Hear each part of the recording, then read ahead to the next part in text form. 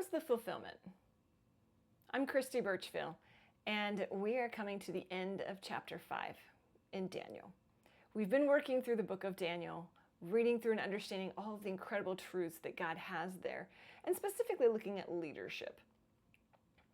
Daniel had to lead through a great many challenging, difficult circumstances. And here in chapter 5, we found a really difficult, trying circumstance. And Daniel had to give the king some pretty difficult news, saying, look, your kingdom is going to be taken from you.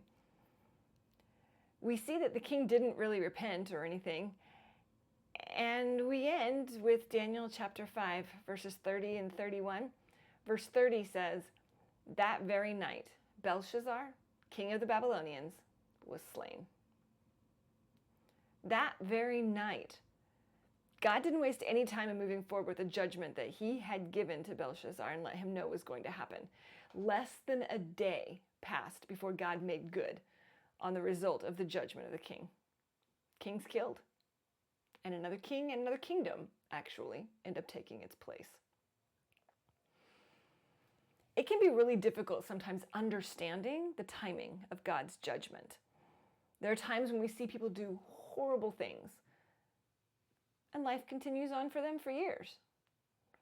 Other times we see challenging and difficult circumstances occur to people who seem to be doing well and doing what we would expect would be good. Here's the thing.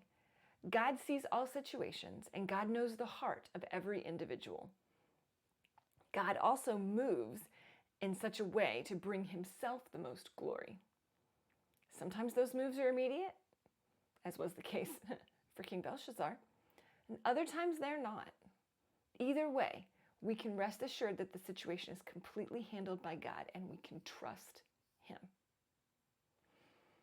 Whether the results happen immediately or not, God will make good on everything he has promised, the good and the bad.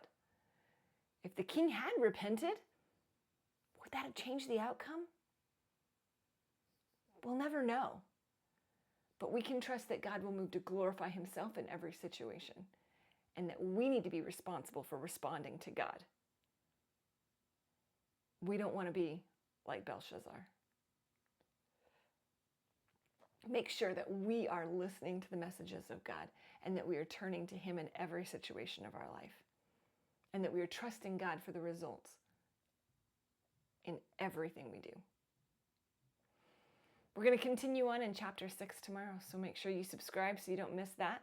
If you've missed any of the sessions leading up to this, you'll want to click on the link in the description below for the full playlist.